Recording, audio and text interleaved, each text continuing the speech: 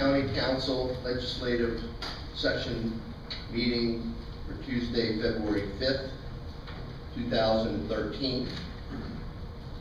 Before I call the meeting to order, I ask everyone to silence their phones and their electronic devices. And we will call the meeting to order. We're short a staff member, but we're late already, and I apologize for the delay. So would everyone please rise for the Pledge of Allegiance. Pledge allegiance to the flag of the United States of America and to the republic for which it stands, one nation, under God, indivisible, with liberty and justice for all.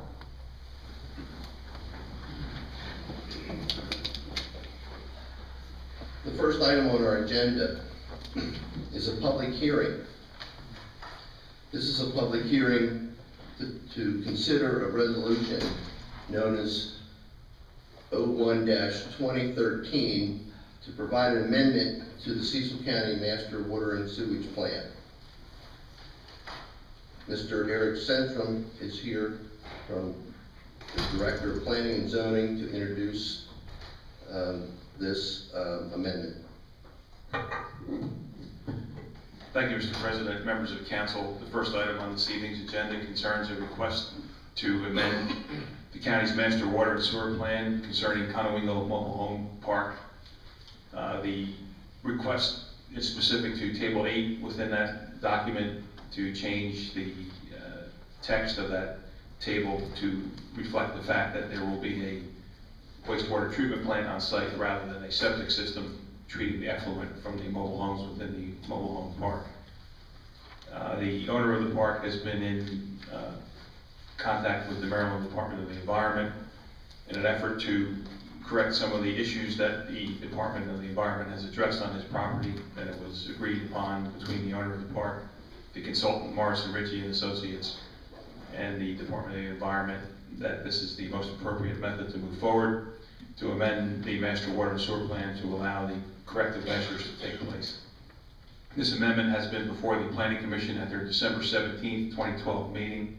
Both staff as well as the Planning Commission have recommended approval of this text amendment, and it was before the Council for introduction at your January 15th, 2013 meeting.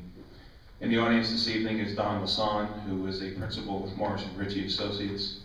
Mr. Lasan is prepared this evening to give the Council specific details on the corrective measures that are being contemplated to take place at the Conowingo Mobile Home Park, as well as the history of the events that have taken place between the owner and the State Department of the Environment that got us to this point this evening. Does the council want a presentation by the engineer? I'm just wondering how many in the audience would want to hear about this. Okay. Okay, Mr. Lasan, would you come up and give a brief statement on what the plan of action is? All right, good evening. Thank you for this time. I will keep it brief. The Conowingo Mobile Home Court has been experiencing some failures in the existing gang septic systems that they had over the years. And I believe it goes back to 2011 when MDE got some reports of some problems, and they started working with the owner of the park to try to correct the situation. It took a while before MDE and the local health department got Morrison Ritchie and GTA involved to look at the problem. What we did was to explore on site to look for a different SRA, septic reserve areas, to try to find, just to improve the systems and leave them as they are, similar. We were not able to find adequate area. So then we changed tactics and started working with DNR and Maryland Department of the Environment, and we went for a surface water discharge on a stream, an unnamed tributary that is on site. It was a consensus between Maryland Department of the Environment and Department of Natural Resources that we should go for a surface water discharge permit, and we worked with those agencies and with Cecil County to develop a nutrient trade agreement to find adequate nitrogen. Well, we needed phosphorus for this site, and then we traded nitrogen to the county to help them with their wastewater treatment plant for their discharge permit. I believe it'll go to Seneca Point. We have completed, there were 3 elements that were involved in this. One was we had to get a discharge permit from the MDE, which we have a draft final permit of now. We had to get a nutrient transfer agreement for our site so that we could get phosphorus for the site to create a wastewater treatment plant, a central plant. And we had to get, what was the third item? We had nitrate, yeah, and so we need those elements to create that. So we have all the elements in place at this time, and everything's ready to be executed. The only thing we needed was the master plan amendment. The MDE had not been correct in their previous draft permits as far back as in May of 12. They said that this project was in conformance with the county master plan. We brought that to our attention. They said that was incorrect, so that's why this has come about. We had to change the text to just say central plant. So we're actually going to create a sequencing batch reactor plant at this site, and we're going to meet the surface dishwater treatment standards for the state of Maryland. And that's where we are right now. We're ready to start our design. We just need to finish the 3, like I said, nutrient trade agreement, the discharge permit, and the master plan amendment. Do any of the council members have any questions of the engineer for this project? Well, just, I've asked this question before. It's not going to increase any more area for mobile homes. It's not going to change the character of the area, correct? That is correct. It will not be serving anything beyond what is within that site and what's permitted there now. Okay, so it's basically fixing a problem. That's correct. Mr. McCarthy? Do the council members have any questions of the Director of Planning? Okay, this is a public hearing, and the public is invited to make comments if they choose. So if there's any members of the audience that would like to make comments in support of this application, you'll be speaking to the board. You will not have the opportunity to ask questions, but you can cite your support. If you have questions, you can ask them, but we will get back to you, but not tonight. So is there any members of the audience that would like to speak in support of this application resolution? Diane? Yes. Diane Carabetta, 1611 Carpenters Point Road, Perryville, Maryland. And yes, I would like to speak in favor of this because anytime we can create a waste disposal on site closer to the water source, I think we're better off than diverting the water to a wastewater treatment plant many miles away. And also, I know that this would help to offer alternatives to Senate Bill 236, which are now county executive voted in favor of at MACO with, she wanted some amendments, but she still voted in favor of it. So I would like to offer some substance to Cecil County to back us up when we go against Senate Bill 236, and this is an excellent alternative. Thank you. Is there anyone else that'd like to speak in favor of this resolution to amend the master water sewage plan? Rupert Mazzetti, 215 Dr. Jack Road, Port Deposit. I'm not here for this purpose tonight, but I did want to say that I support this amendment. I think, as Councilwoman Greenwald said, it fixes a problem. And as you know, I'm most concerned about water quality issues. And this is one where we need to get it fixed, and the sooner the better. Thank you. Thank you. Is there anyone else that would like to speak in favor? Joe Carabetta, 1611 Carpenters Point Road, Perryville. I think that, like Rupert said, we got a problem, needs to be fixed. I'm looking at a large list of probably similar suited properties, mostly mobile home parks, that have either septic or some sort of on-site treatment.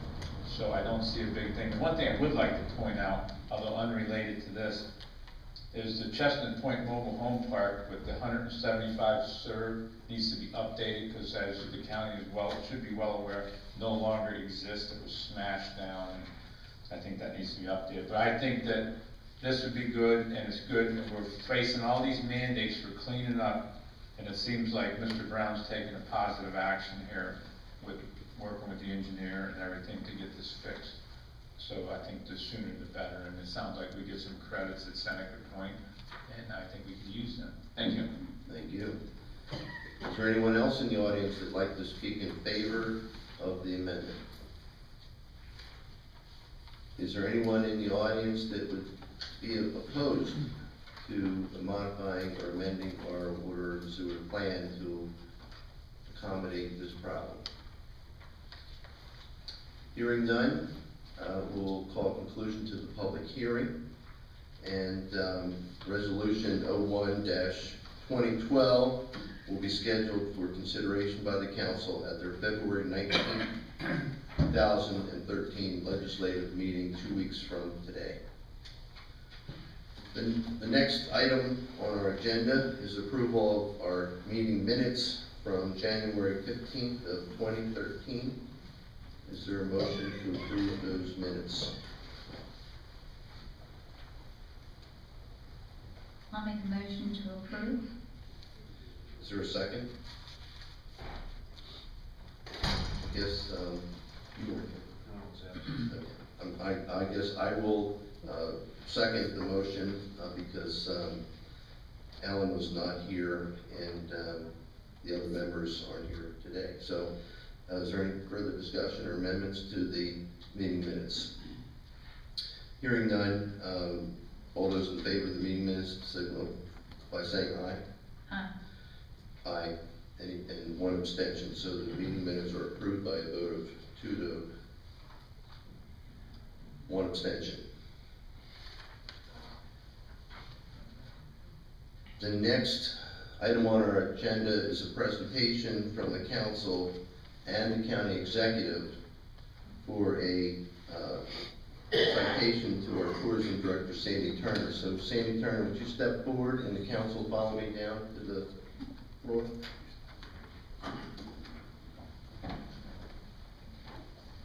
Good evening, everybody. I want to thank you for being here tonight. Tonight we have a very special presentation. Thank you, Council, for joining me in this. Many of you know Sandy Turner. I see many members of the Tourism Committee out here, and you know that she's done a lot of work in tourism and promoting Cecil County. I've known Sandy for a number of years and had the pleasure of working with her when I was Executive Director of the Chamber of Commerce. And one of my first experiences really getting to know Sandy was when we went up to Fort Monmouth, New Jersey at before the folks that relocated here as part of the BRAC movement happened. And we had an opportunity to really tell them about Cecil County. And I remember being so impressed at how well Sandy knew Cecil County and knew all the great places to eat and all the great places to shop and just to visit. And she exuded just a warmth and a familiarity with Cecil County that I know was a strong factor in encouraging people to move here, because we weren't strangers to them. She became friends with them. So, Sandy, I've seen you in action, in person, and it's just a pleasure to know you and have you here as part of our tourism, leading our tourism in Cecil County. And especially this year, or actually I guess it's for 2012, Sandy received a very special honor from the Maryland Tourism Board. She was named the Maryland 2012 Person of the Year by the Maryland Tourism Council, which is a very, very high honor.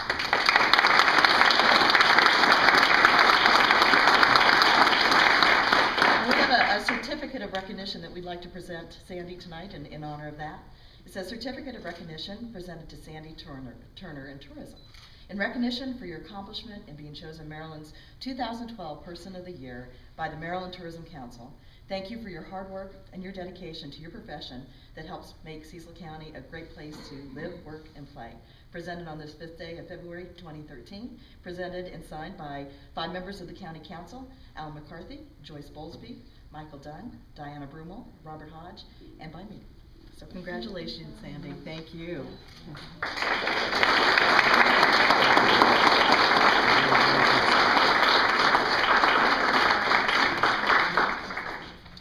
I'd like to say that there are many outstanding employees that work for all the citizens of Cecil County. Sandy is one of the top performers in her business of tourism. And I've known for a long time that Sandy has done a great job, so we know that other people recognize that effort that you've put out. So I've known that you've been the best tourism director in all of Maryland for a long time, and probably, and possibly, all of the United States.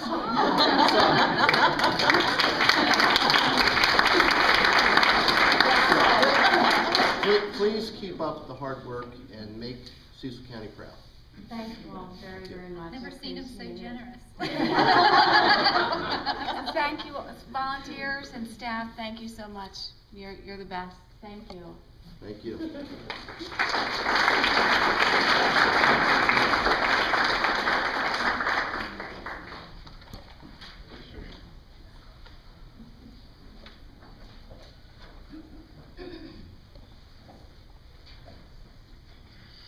Next item on our agenda is a presentation and report from Stephanie Garrity, the Cecil County Health Officer. Mr. President and council members, I just have a few brief informational items for you and the public this evening.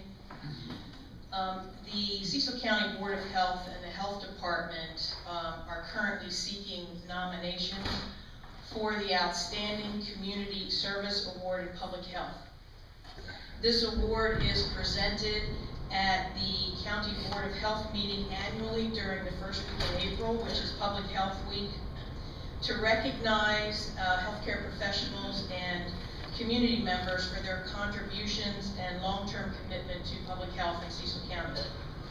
Nominations are due by March 1st.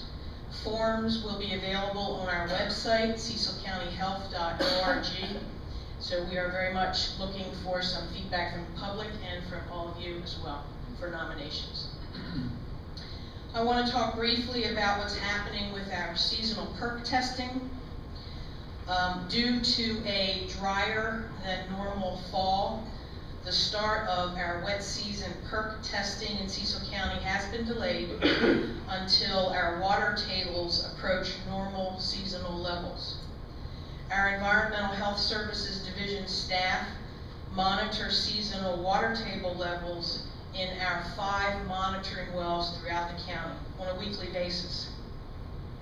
Since January 1st, water tables in the county have improved, but are not quite where they need to be for us to begin our seasonal perk testing.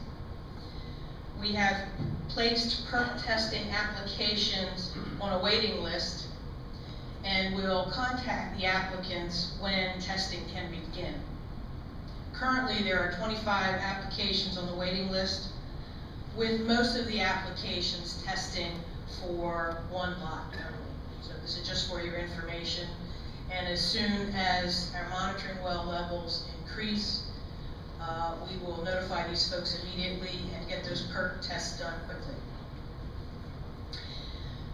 I'd like to update everyone on what's happening with flu here in Maryland.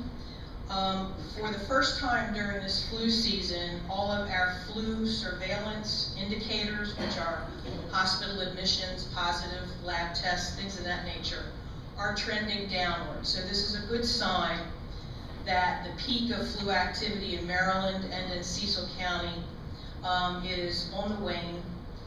And the peak was probably sometime late December, beginning of January. However, we are still seeing flu here in Cecil County, and still quite a number of hospitalizations and positive lab tests. So my message still remains: wash your hands, stay home if you're sick, and flu vaccine is still available. And we still have vaccine at the health department for people who are uninsured and are between the ages of 18 and 64. So it's not too late to get protected, and I'll keep you posted. So this is good news about the flu season. The last item I wanted to mention, I wanted to give council and the public a brief update on what's happening with the consultant that the health department hired to look at substance abuse issues in the county. The consultant, Health Resources in Action, visited Cecil County in December and is currently interviewing key stakeholders, members of government, community leaders, service providers, and they're also conducting a data analysis.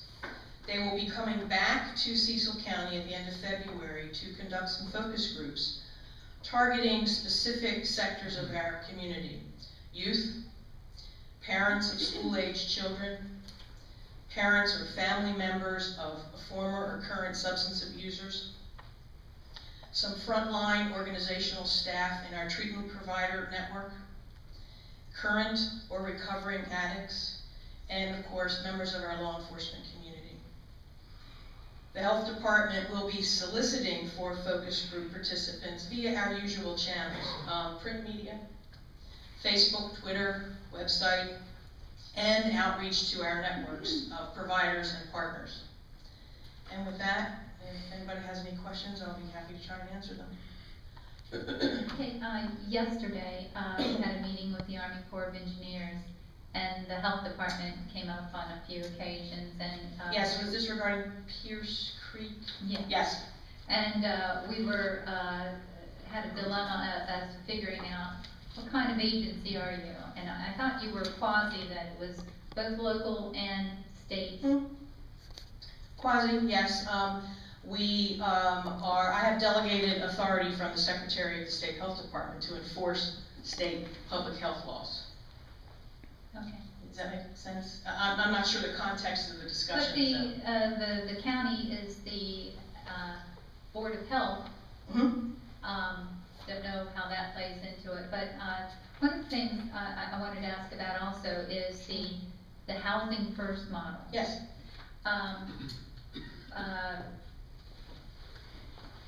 You know, our Department of Housing and Community Development Director has not been a fan of that model. But the health department has seen the benefits, and have you officially taken a position of supporting that, or?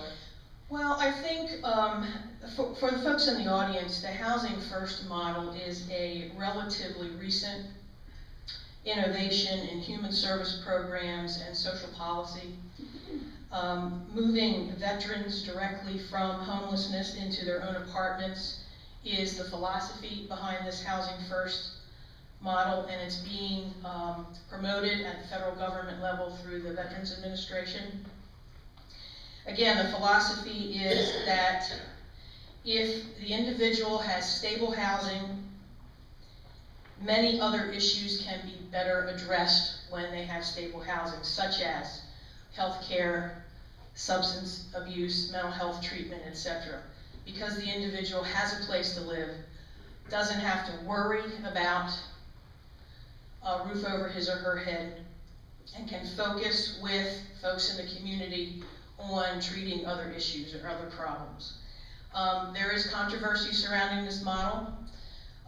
What we've been doing traditionally to help homeless people, particularly veterans who are homeless, may not be working so well. So at this stage, I very much like to explore this model a bit further. Okay. Okay. Well, the concern I think I share with Mr. Mahaney is that what's not working is a DASH program that is not being represented as it was first presented to us. And I understand there has to be somewhere in between, but you know, if the homeless, if the client is allowed to stay in their home and still take drugs, it takes away the incentive of not taking drugs. I understand that, and I do very much understand that position, but traditionally that position has not worked because we have homeless veterans. I just think the opportunity to try new things is important and valuable. I'm not wedded to any particular model, but I always like to try new things because sometimes they work. I think more conversation on that, on ways that we can. I agree. Yeah. I agree. I think more conversation is needed and valuable and important. Yes, sir. You had recommended vaccinations for flu for people from 18 to 64? No, I recommend vaccination for anybody over the age of 6 months. Okay. The health department has vaccination available for people who are uninsured, who are between the ages of 18 and 64. Vaccine is fairly prevalent in the physician community and the pharmacist community for other age groups. Folks on Medicare, go ahead. Why did you cut it off at 64? Because Medicare starts paying for the vaccine at 65, and we. Okay, that's all. Makes sense? Yeah. Okay, great. Good Good question. Maybe there's a magic number here. Yeah, it is 65, Medicare. Woo! Thank you for coming and making the report. Sure, thank you very much. Thanks for the questions. Okay, the next item on our agenda is public comment. We have the sign-up sheet. Ms. Rinkerman, would you call up the first name, please? Joe Carabetta? Good evening, Dennis. Joe, can I interrupt just for Sure. several items? Number one, you have 5 minutes. Number two, please address your comments to the board, not to others. Let's keep this civil and respectful. I'm not talking to Joe, I'm talking to everyone. Thank you, thank you. And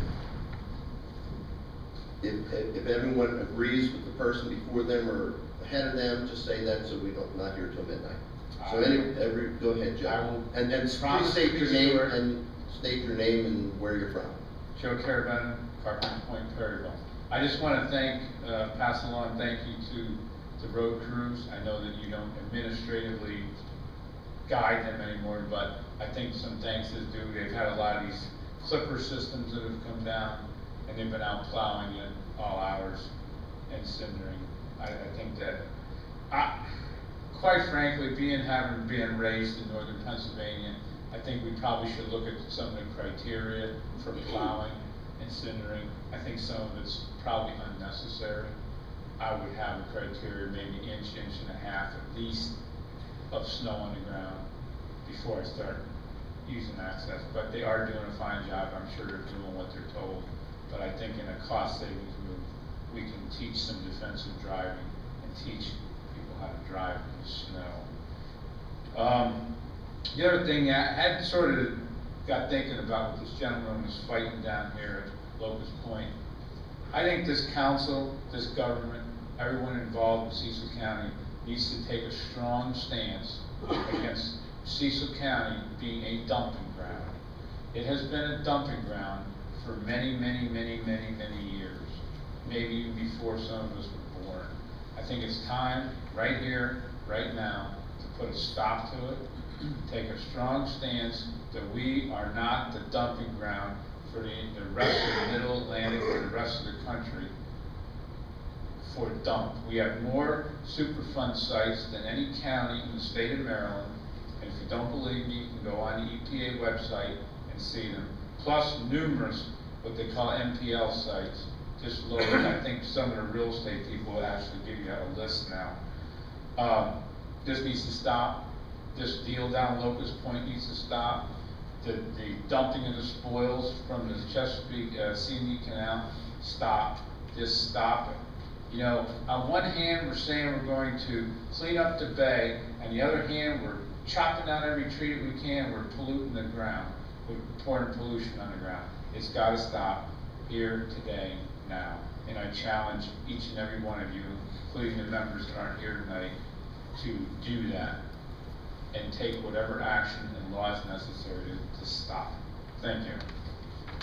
Next speaker. Donna Caldell.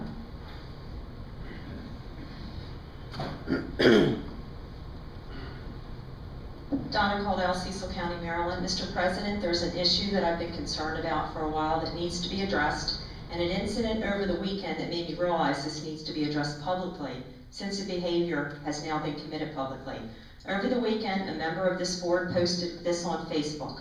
One of the Patriots says she does support my efforts in promoting the drug awareness, but couldn't do so publicly.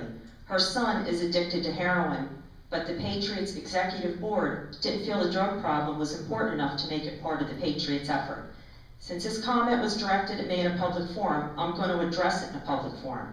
To tell you the truth, I'm not surprised to hear this council person making these kinds of accusations, because for some time, this council person has beat around the bush and this issue on social networks and blogs. However, the idea that a public official would be writing about the personal lives of her constituents and dragging family members of citizens who have disagreed with her on issues into a political discussion on a social networking site for the purpose of exploiting a personal issue is appalling.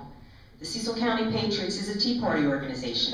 This council person apparently hasn't the slightest idea what that means or what it stands for. Tea parties have a very specific agenda in working for constitutionally limited government, fiscal responsibility, and lower taxes. That's why when this council person asked why we didn't get involved in the drug issue in the county, this council person was told it was because this was not a Tea Party issue. We in the Cecil County Patriots don't drag our personal lives into the political arena and determine our priorities based on those things which affect us personally. That's not what a Tea Party organization does, which leads me to my next point. The statement on Facebook that I said I couldn't support drug awareness publicly is blatantly false, a complete lie, and frankly, a ridiculous statement. But that's really beside the point. The real issue is that a sitting member of this council is making these statements to begin with on a social networking site. What type of person brings a person's family into politics to exploit a difficult situation for politics or to discredit a person who disagrees with this council person on political issues? This says a lot about the council person's character or lack thereof, and is just another example of the lack of professionalism and respect for the citizens whom this council person is supposed to be serving. There was a situation a few months back in a prior meeting where the same council person addressed a citizen who had been critical of a voting record. This council person asked about a vehicle accident that he had been involved in for 20 years ago where a person had died. When that citizen arrived home, his wife told him another council person had called and said he wanted to speak to him about the person that had been killed 20 years ago.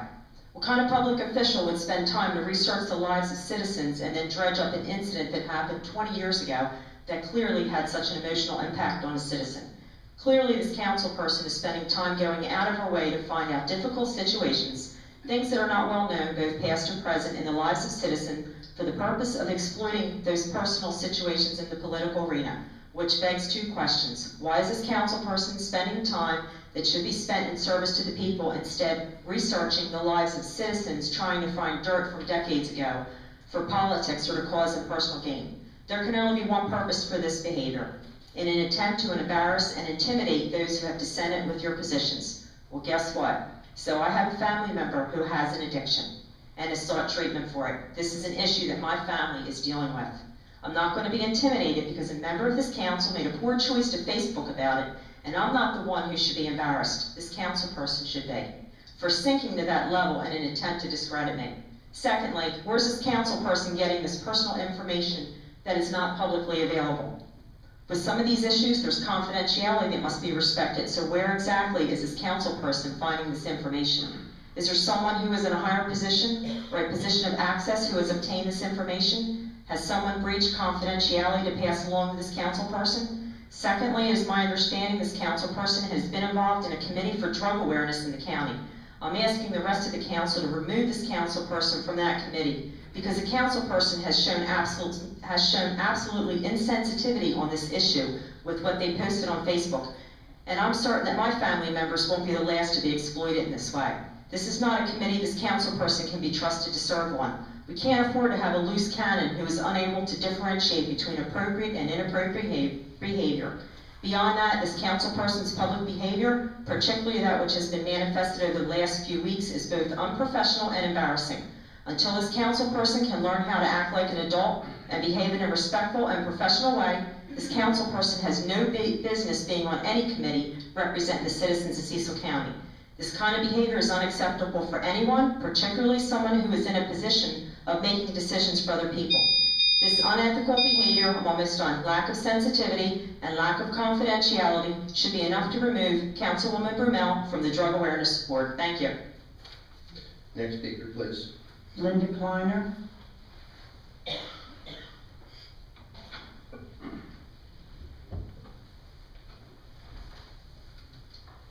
Linda Kleiner, Northeast Maryland. Good evening, everyone. President Hodge, I'd like to begin by thanking you and Councilmember McCarthy for the initiative and generous financial support to bring parliamentarian Michael Swift here. He conducted a seminar on Robert's Rules of Order, and I was very glad to be included in that. Robert's rules are not new to Cecil County. Our council rules of procedure state, quote, "In all matters not provided for in these rules, the applicable rules in the current edition of Robert's Rules of Order, newly revised, govern," unquote.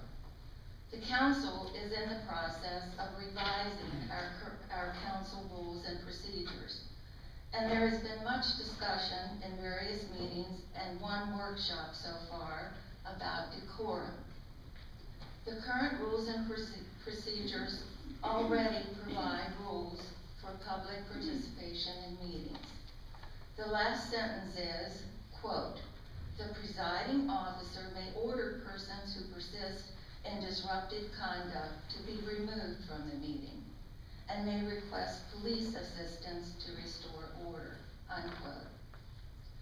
I think that sentence says it all and makes unnecessary any additional intimidation of citizens.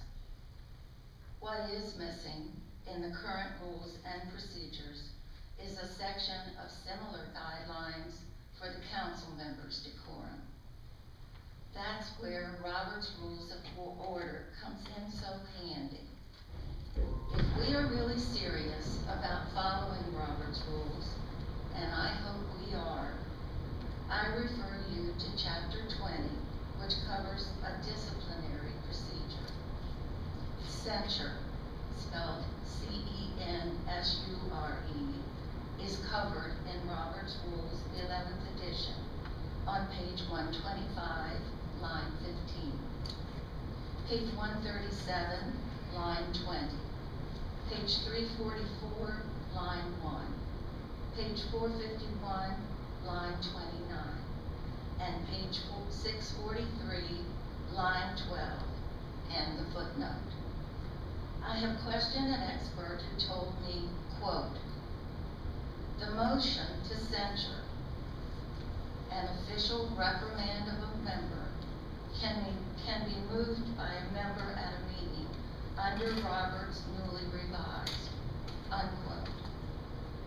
So, if a citizen can be removed for disruptive behavior, what behavior might move council members to vote to censure a fellow member? I'm so glad you asked. Here are some reasons I found online that should be considered for the new council rules. Persistent violation of the rules, including slanderous or insulting remarks, reference to personalities instead of discussion of issues, false charges and accusations, vilification of a member or the presiding officer, absenteeism, unquote. But that wouldn't be enough for Cecil County. We have to include on that list of violations the use of private and privileged information to intimidate and torment a private citizen. Which brings me to conclusion. The Guardian recently quoted a council member, "There are thugs in the audience."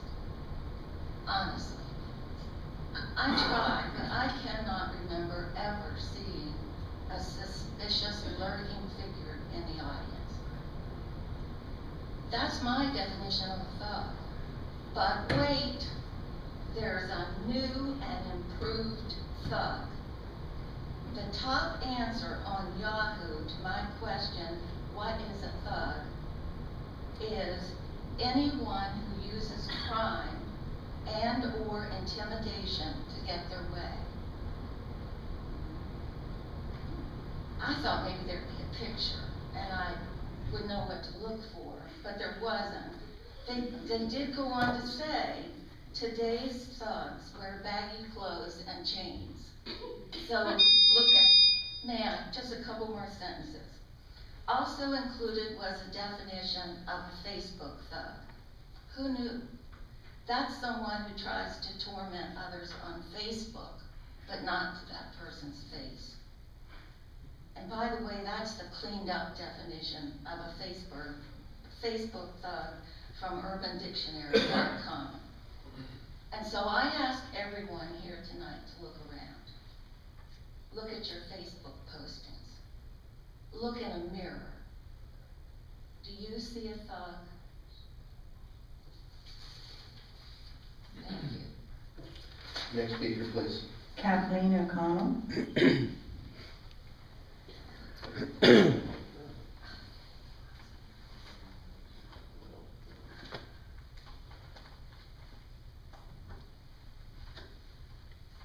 Kathleen O'Connell, Bear Hill, Cecil County. I wanted to talk this evening as well to the council. I spent quite a bit of time and watched all of the Robert's Rules of Order that Mr. Swift presented for you. And I might say that I was very impressed with what he did. I too would like to thank you, President Hodge and Councilman McCarthy, for making sure that he presented. It's time for all of the council persons to stop interrupting the people's business. I too, Linda, don't see any thugs when I look out here. Sometimes it's very embarrassing to see what happens and to hear people talk. But it's not nearly as embarrassing as listening to some of the council people. That has to stop. Attacks on citizens cannot be let go. Council people are here to do the business of the citizens, not to do their own business. Thank you. Next speaker. Al Reason.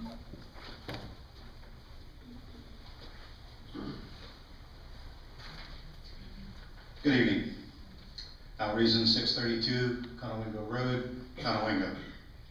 Mr. President, as you know, we have a serious drug problem in Cecil County. On February 17, 2012, I sent our county's elected state officials and all the commissioners my proposal for controlling prescription drugs that are on the controlled substances list. I received one response, and that was from Delegate Rudolph. Delegate Rudolph wrote me that SB 883 had been passed, the Prescription Drug Monitoring Program, which is very similar to my proposed program. The state's program was expected to be operational by 2013. Last week I was told by a member of the Sheriff's Department that the implementation date is now August of this year. I've asked Delegate Rudolph to try and determine why there's this delay. It is not funded or just not a priority for the governor. The misuse of prescription drugs is considered a major problem in our county, so it is certainly a priority in Cecil County. I hope that you can place pressure on the governor's office to prioritize the implementation of this program. Thank you. Next speaker, please. Diane Carabetta. Thank you, Diane Carabetta, Carpenter's Point, Perryville, Maryland. I wanted to thank you for getting the planning and zoning website up to date with a lot more access to information. It increases transparency and decreases the amount of time that people have to put in to phone calls to get information. And I was listening to the tapes today, and I heard mention of potentially having the Budget Advisory Committee as an ad hoc committee, and I thought it was going to be on the agenda for today, but I didn't see it, and I just, when you do your commissioner comments, if you could give a little bit of information or update what the thoughts were on that. I thought it was still a good idea. It was certainly a way to get citizens involved, and would certainly be a way to keep citizens involved in the process. And I understand that you're limited to line items, but that's exactly what they did last time. They said, we don't recommend this line item. So they are already on board with the agenda. And also, I would like it if you could put a list of the appointments on the website for the different committees, like who's serving on the committees. I had to listen to the tapes to figure out who was on first. And that would be extremely helpful. And I did send an email to Joyce Bowlesby, because when you click on her name, it comes up M. Dunn J. Bowlesby for the email. So obviously you have to erase the M. Dunn off of the front of her email. So, and I was curious how you're making out with the hiring of a manager for the board. That did seem to be a priority, and we were willing to increase the cost of government to do that, and I'm in favor of the auditor myself. So hopefully eventually you will be too. And under new business, when I went online today, it had Brian Lopez of Osprey Properties under the resolution for Riverwoods at Northeast. Would it be possible to put more information on what these resolutions are? Because I had a hard time figuring it out. Now tonight it seemed to have been updated when I just checked it a few minutes ago with more information, but when I'm trying to do research in order to prepare for the meeting with questions, that would be very helpful. So, and then several weeks ago I talked about my feelings that Terry Moore should pay for the attorney costs associated with her switching parties in a lawsuit that's pending against Cecil County, and the fact that she drug the council into this as well. I believe she should also pay the fees for the council. Thank you very much. And that would go a long way to making the bitter pill of her switching parties easier to swallow. Next speaker. Philip Pierce.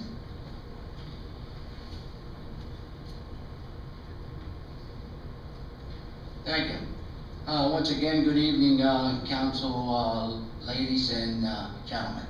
I'm going to revisit a couple things here. I spoke earlier about Mill Lane, and I've got a couple points that I've jotted down here I'd like to bring back to your attention if I could.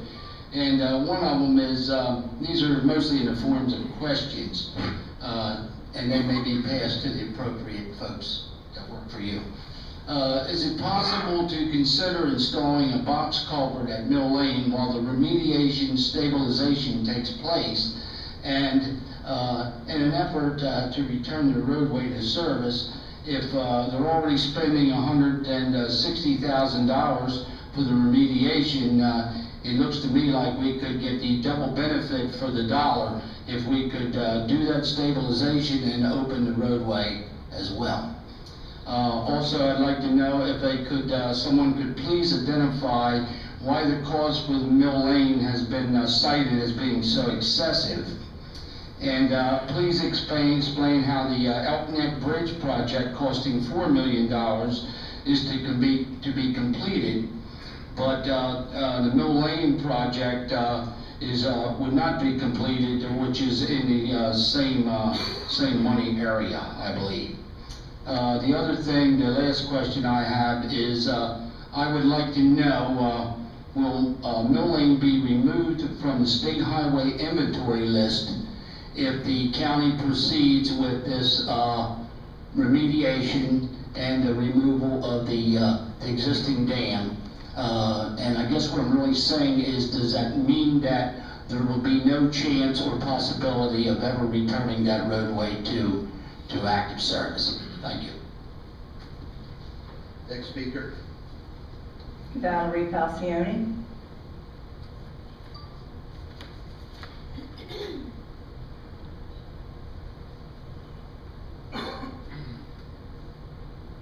Valerie Falcione, 25 Furrow Lane, Northeast Maryland. Good evening, council people. I had come before you when you were still commissioners. It's going to take me a little while to get used to saying council person. But in November of 2012, I had come before you representing the Ethics Commission in regard to how we are going to be affected under charter. And we had noticed a serious weakness with the charter as it pertains to us. Let me just tell you the sections that we have concerns with.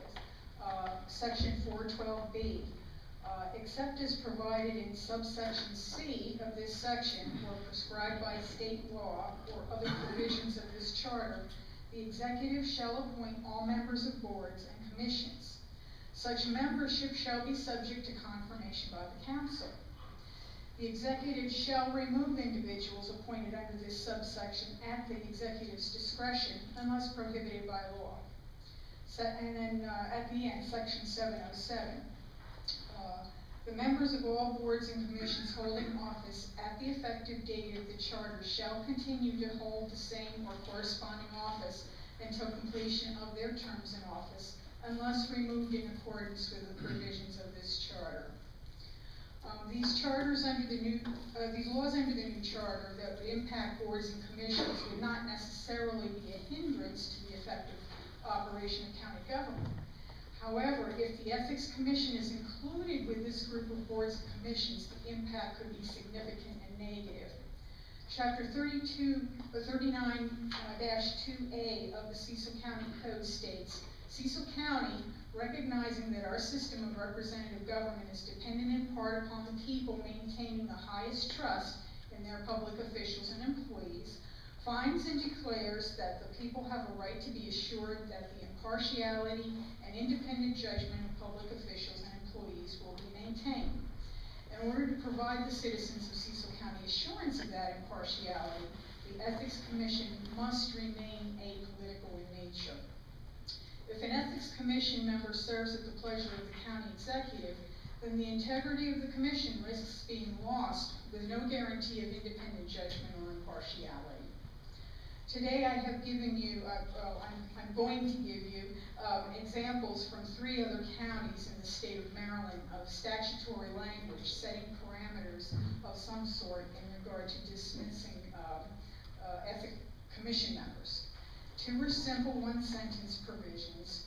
One spells out very specific conditions under which a commission member can be dismissed. All of them recognize the need to safeguard the Ethics Commission from politically motivated dismissal of its members, either by a council or county executive.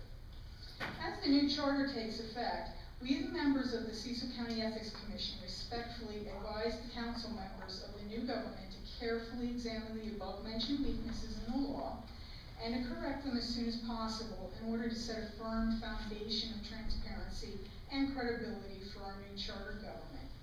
And if any of you have any questions, I will be handing you out information for my email and phone information. I have some information to pass out to you. I'm sorry that 2 of the members could not be present tonight, but I have information for them too. Would you be able to get it to them? Thank you.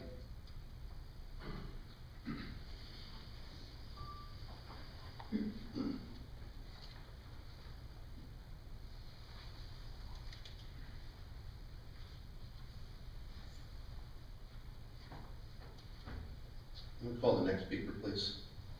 Terry Moore.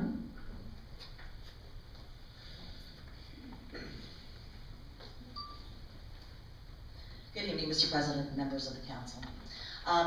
Earlier this evening, I heard some misinformation that I wish to correct. It is information that has been stated incorrectly before. I corrected it at that point in time, but apparently that misinformation continues to be circulated incorrectly, so I believe the best thing to do is correct it publicly. Tonight, Mrs. Caravetta mentioned that I had voted in favor of Senate Bill 236 twice. That is absolutely incorrect. I voted against it twice. In way of explanation, I served as the legislative appointee from the Board of Commissioners. And as such, I served on the the Land Use Subcommittee, and I voted no against Senate Bill 236. In the Legislative Committee, I also voted no against Senate Bill 236. I was asked, as a member of the Board of Directors of MACO, to testify on behalf of MACO on Senate Bill 236. In Annapolis, there are 3 options when you testify. You either testify, write that you're going to speak in favor of the bill, against the bill, or in favor of with amendments. There is no other option. There was much discussion at that MACO legislative meeting. The end result is that in order to have a seat at the table to have discussion, you have to agree to support the bill, say that you want to support the bill with amendments. That is the reality of Annapolis. The other reality is that we knew from the chairman of the House Environmental Committee that there would be a bill that was going to be passed. It was only a matter of what was in the bill. And the reality is that MACO was incredibly successful in amending the parts of the bill that were most damaging. In the future, Mrs. Carabetta, Councilwoman Brumel, I would appreciate if you would repeat the truth and not misstatements. Thank you. That concludes the list for public comment. I want to thank everyone for coming and speaking your mind. The next item on our agenda is comments from the council members. And before I start that, I want to say that Councilperson Bowlesby had a prearranged vacation schedule before she was appointed to be a council person, so she is on her vacation and not available. And Councilperson Dunn is feeling under the weather, and so he is not here tonight. Councilperson Brumel, do you have any comments for the public? Yes, I have a few comments. Just to clarify, there was, County Executive Moore had stated her position. The concern was the Rural County Coalition would have liked if MACO had not supported SB 236 with amendments, because it compromised our unilateral opposition to it. I had called to find out if she supported after the amendments, after the changes had been made. And while there's no record of that vote, I did get feedback that they had thought she had voted for it. Now I'm going to take her word that she didn't vote for it. If she says she didn't, I'm just going to take her word she didn't. But I do know she didn't contact the Board of County Commissioners that she was going to support with amendments, and we would have advised her not to do that. And I remember Commissioner Mullen being very upset and seeing her down in Annapolis walking in supporting with amendments. So just for clarity. Regarding the Facebook posting, I never once mentioned the lady who testified her name. And if it was my child, I wouldn't have used the situation. I'm appalled by that. It was just one of many inconsistencies that I was responding to.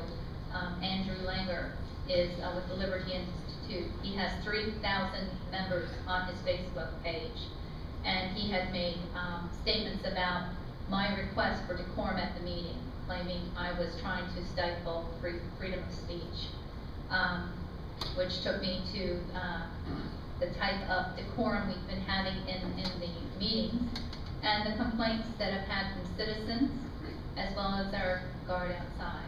So I have to commend Mr. Hodge. I think this is a pretty well-run meeting in following the rules. There is a purpose for uniformity and just keeping the peace, keeping the process moving. There was a number of things that Mr. Reason had brought up, the prescription drug monitoring program. We were aware that a program had been passed. We were one of the last states in the United States to pass a prescription drug monitoring program. It's voluntary. That's not good. We needed to be mandatory. That is one of the ways that we can start addressing our problem. I have also submitted a bill, or asked, Delegate Schmiegel said he would submit a bill on changing the opiate level 1 program, that it's consistent with methadone clinics, that the amount of counselors to patients are consistent with the other. Right now it's 50 patients to one counselor. We need 40 patients to one counselor. And also that a clean drug test really means a clean drug test. Just the same standard that the health department uses. And And there's a number of bills being proposed in Annapolis tomorrow. If anybody can get down there, HB 106. It's the bill to repeal SB 236. Ironically, the Clean Chesapeake Coalition will be supporting with amendments.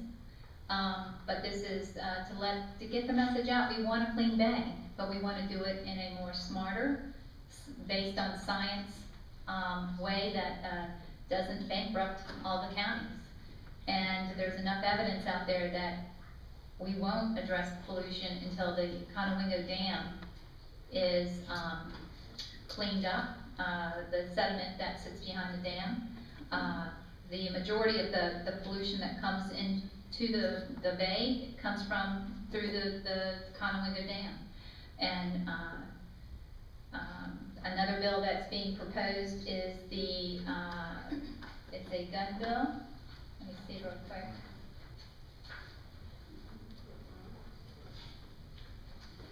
There'll be a lot of opposition to this bill.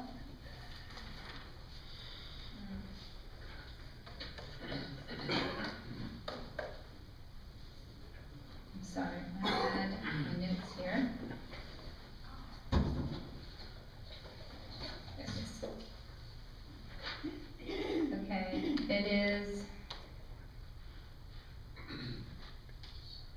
SB 0281. The Firearm Safety Act of 2013. This bill will also be heard tomorrow in judicial proceedings. It alters the authorization of a person to wear, carry, or transport a handgun to be within specified limitation. It bases the definition of assault weapons on cosmetic appearance. It authorizes specified licensed firearms to continue to possess, sell, offer for sale, or transfer specified assault weapons under specified circumstances. So there's a number of gun bills being proposed this session. One of the ones that was something I think everybody should be aware of is altering the definition. SB 40, Motor Vehicle Administration Organ Donation, Presumed Consent. They're presuming that if you don't do anything, if you don't opt out, they're going to presume you're participating in the organ donation program, so you might want to be aware of that.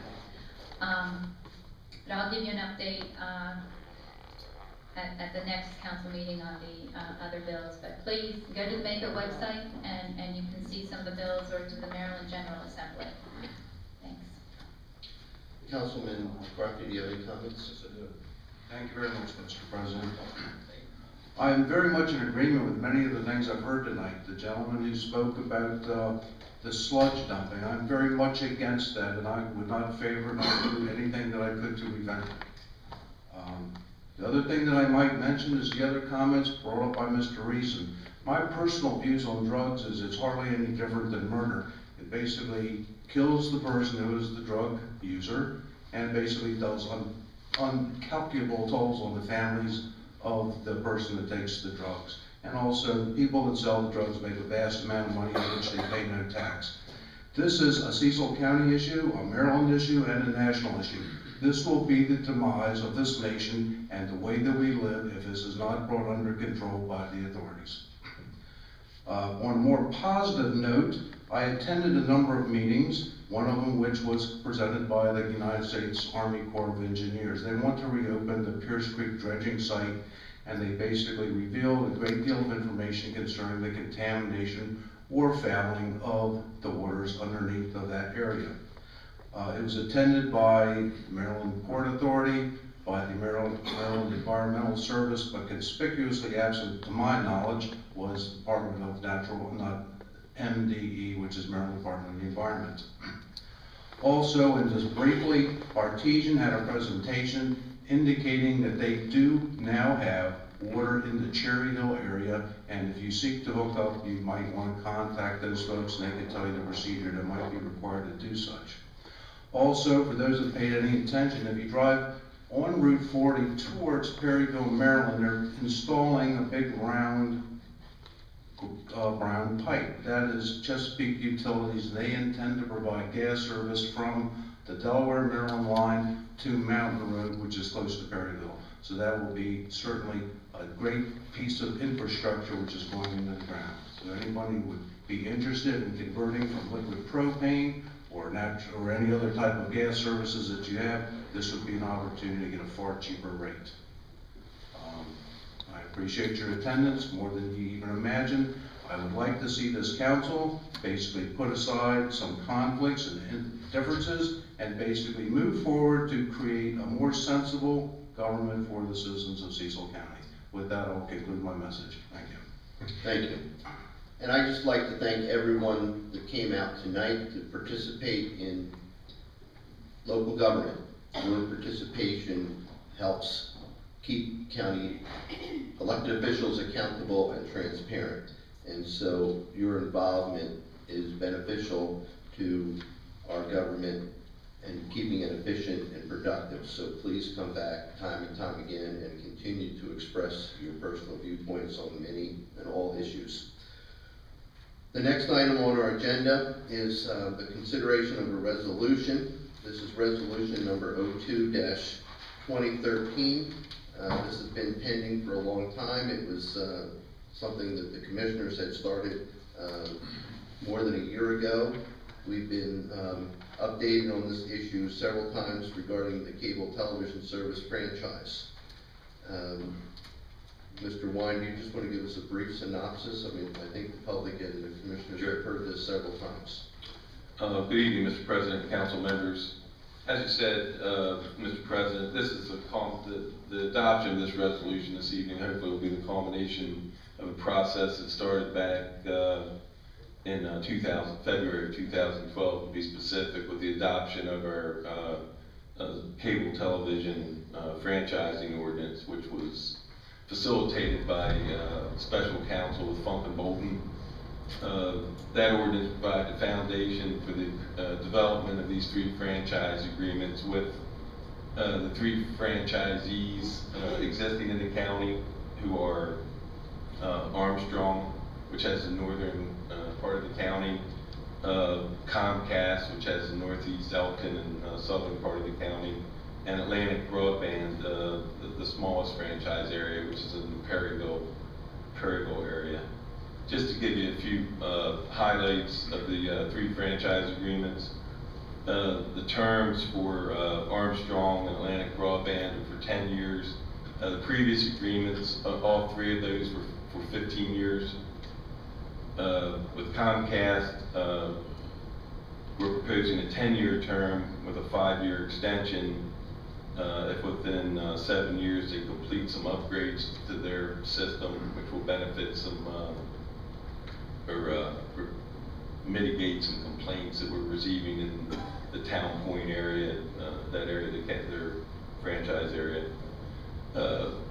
Also, all 3 franchise agreements are non-exclusive. As far as line extensions will be required for Armstrong and Atlantic Broadband for a minimum density of 25 dwelling units per mile. With Comcast, a minimum density of 30 dwelling units per mile with aerial plant, and 60 dwelling units per mile for underground. Comcast is they're in the more urbanized areas of the county, so that's why that provision was included. Those essentially are the highlights. Hopefully with your execution this evening, we'll package the agreements up for the attorney to facilitate the execution with the franchisees. There are a couple attachments. Exhibit C reflects the county buildings and facilities that are served by the franchisees, and as well as the sites where internet access is provided to county sites, and those will be appendices to the agreements. And I'll be glad to answer any questions if the council has any this evening. Are there any questions from the council? There's no questions. This is a resolution number 02-2013. It was introduced on January 15th of 2013. It was introduced to the council on behalf of the county executive. The resolution reads, to execute cable service franchise agreements by and between Cecil County, Maryland and Comcast of Elkton LLC, Atlantic Broadband, also known as Delmar LLC, and Armstrong Utilities. Do I have a motion to approve this resolution? I move to approve the resolution. For a second. Not the revolution, the resolution. I'll second. Okay, is there any further, we have a motion to approve resolution 02-20-13, and we have a second. Is there any discussion? Well, we did hear someone share in the Citizens Corner about the having choices, and he had thought, I think it's a 10-year agreement for Comcast. Is there any, it being a non-exclusive, if another company wants to come in and compete, that option is still there? Correct. Does it preclude that from happening? And we are looking for ways to promote that last mile, so we'll be trying to address the other concerns. All right. Ms. Vickerman, would you call a roll call vote, please? Yes, Mr. President. Councilman McCarthy? Aye. Councilwoman Brunel? Aye. President Hodge? Aye. So the motion carries 3-1. 3-0. 3-0. Unanimous. I'm sorry, unanimously. I'm sorry. There's always somebody objecting. I'm sorry, 3, unanimous. Doug's not here. Okay, the next item is new business. We have a resolution 03-2013, River Woods at Northeast Project. Mr. Ned Howe is here from Enterprise Housing. The council has had a presentation presented to them this morning, so Mr. Howe, would you please give us a brief synopsis of your project and why you're asking for our approval? Absolutely, and thank you for having us as well. We also have Ron Wilson here from Enterprise as well, to answer any questions if anyone has this evening. This project we're a joint venture with Osprey, which I believe Brian Lopez was here this morning and talked to the council and addressed in your work session. And Osprey has actually had this project in the works for many years. We're now in a partnership with Osprey to move the project forward, or the development forward. And at this point in time, we have made an application to the state for tax credits, and we were awarded, as well as Cecil County was awarded tax credits for this development. This development is to be 76 rental apartments located on approximately 8 acres in the area of Old Main Street and Route 40 on what's called 125 Railroad Lane.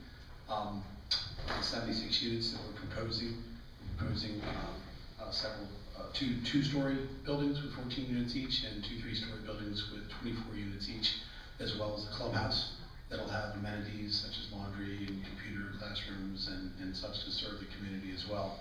It'll be highly amenitized. It's also bordered by Northeast Creek on the backside of the property as well.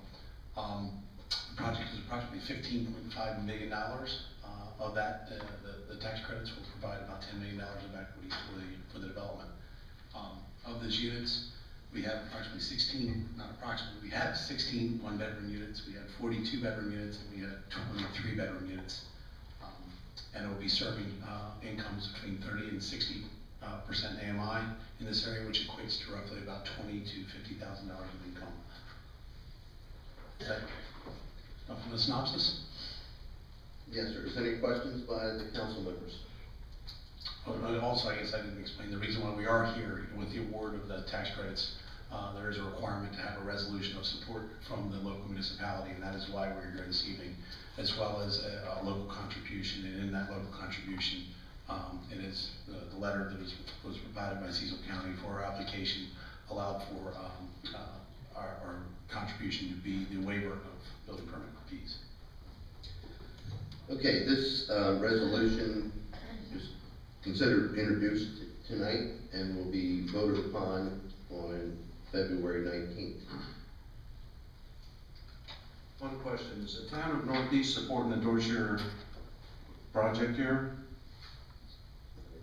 Oh, it's not in the town? It's not in the town, we're actually within Cecil County. We won't be getting water from Northeast. Excuse me, I'm sorry.